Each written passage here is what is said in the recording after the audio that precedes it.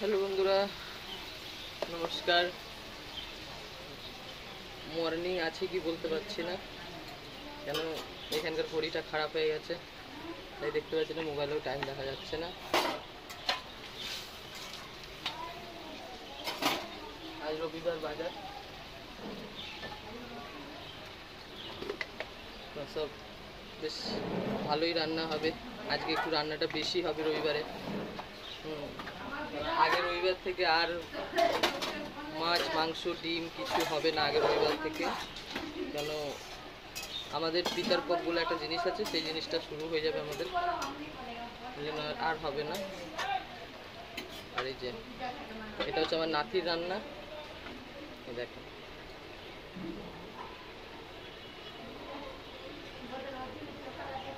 বাটা মাছের ঝাল হবে, সে মাস্ত, একদম সেই স্বাদ বাটা মাছের ঝাল। এটা হচ্ছে আমার নাতির একটা ডিম দিয়ে সবজি দিয়ে ঝোল, ওই যে মশলা ভরে পটল ভাজা, আর একটা হচ্ছে এই যে এখন চিকেনের ম্যারিনেট হচ্ছে, মশলা মাখাচ্ছি এখন। চিকেনের এগুলো বাকি আছে, চিকেন হবে। এই হচ্ছে চিকেনের মশলা, এসব জলে সেদ্ধ করে, আর এর জলটা চা চাকনি দিয়ে ছেঁকে রেখে দিয়ে এই জলটা কাজে লাগবে, আর এটা দিয়ে বাটা দিয়ে চিকেন রান্না হবে। আর চিকেনের মধ্যে ক্যাপসিকাম আর টক দই, নুন আর হালকা একদম হলুদ দিয়ে চিকেনটাকে মশলা দিয়ে মাখিয়ে আধ ঘন্টা মতন রেখে দেবো, যতক্ষণ মাছের বাটা মাছের ঝাল ফালগুলো হবে ততক্ষণ পর্যন্ত এটা রেখে দেবো। আর হবে চিংড়ি মাছ বাটা,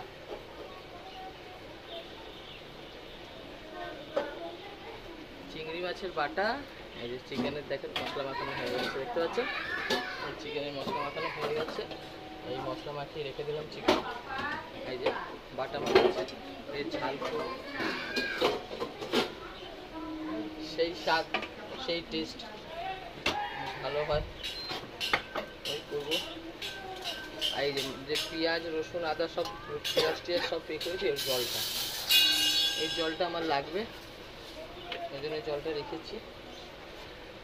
জলটা দিয়ে রান্নাটা হবে, বেশি জল পড়বে না, ওইটুকু জলেই পুরো রান্নাটা কমপ্লিট। বাটা মাছের ঝাল, চিংড়ি মশলা ভরে পটল ভাজা, নাতির জন্য একটা ডিম দিয়ে পেঁপে আলু পটল দিয়ে ঝোল নাতির, আর বাটা মাছের ঝাল, চিংড়ি মাছ বাটা, আর চিকেন, এই সব রান্না হয়ে গেলে রান্নার রেসিপি আপনাদের দেখাবো। রান্নাটা পুরো হয়ে গেলে আপনাদের দেখাবো। Bye bye bye. Good morning আছে কি বলতে পারছি না, ওই জন্য আপনাদের আমি গুড মর্নিং বললাম না বন্ধুরা। Bye bye.